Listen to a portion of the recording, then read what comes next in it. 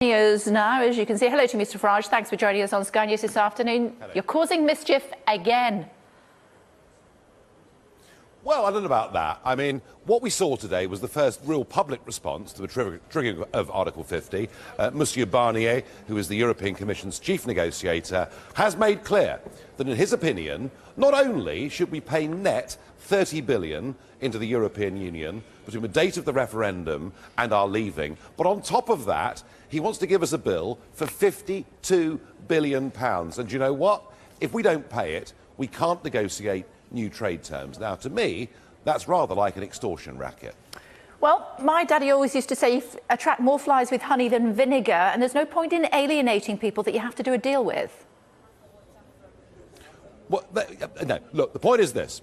You know, I'm all for, both sides giving a bit and finding some common, sensible ground in the middle. And maybe if they'd asked for 5 billion or 10 billion, we could have sat down and had a negotiation. 52 billion. It's a figure that has literally been plucked out of the air. Twice today, I challenged him to say how they'd come up with that number. An answer, there came none. It is a ludicrous figure. You can't negotiate on that basis.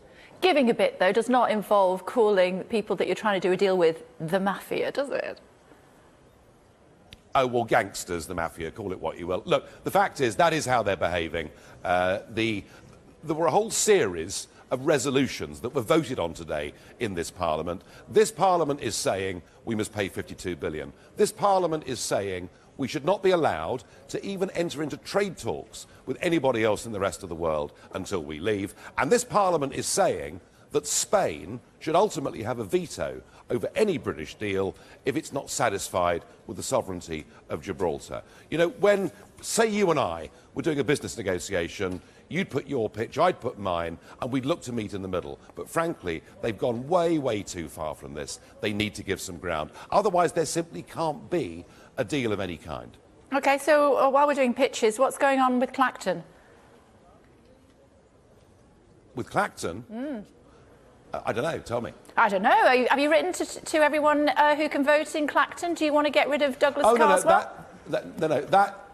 That is in place, and there will be, over the course of the next couple of weeks, an opportunity for the voters in Clacton, if they wish to go for recall, to do it. And Douglas Carswell himself is the man who's been proposing that if 20% of a constituency want recall, they should be able to have it. So it'll take us a few weeks to sort it out, but yes, it will happen. So you've written to everybody to say, if you don't want him as your MP, now's the time. Have you literally done that? No, we will be writing to everybody over the course of the next couple of weeks. Yes, absolutely. OK. Will you stand? No. Who would? No, I won't stand. I mean, the real question is, will Mr Carswell be honourable, given that he's pushed this harder in Westminster than any other MP? It's been one of his main causes, is that constituents should be able to call a by-election. So, let's find out. OK, I'll decide what the real questions are on my show, if you don't mind, Mr Farage. Who will be standing if it's not you? I've no idea. Might it be Aaron Banks?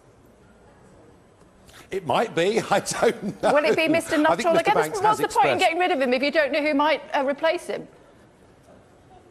Well, because this is going to take a little bit of time. Certainly Mr Banks has expressed a willingness to want to stand in Clacton, so who knows? It could be him. OK, just while we've got you again then, Ken Livingstone, should he be expelled from the Labour Party for his comments about Hitler?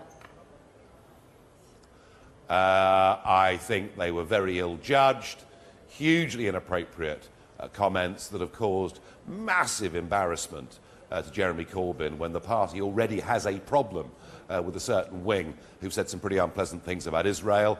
I understand it's now been referred to the NEC. My guess is, rightly or wrongly, that Labour probably will get rid of him. They just don't need aggro like this at this moment in time. What would you do if you were making that decision? Would you get rid of him?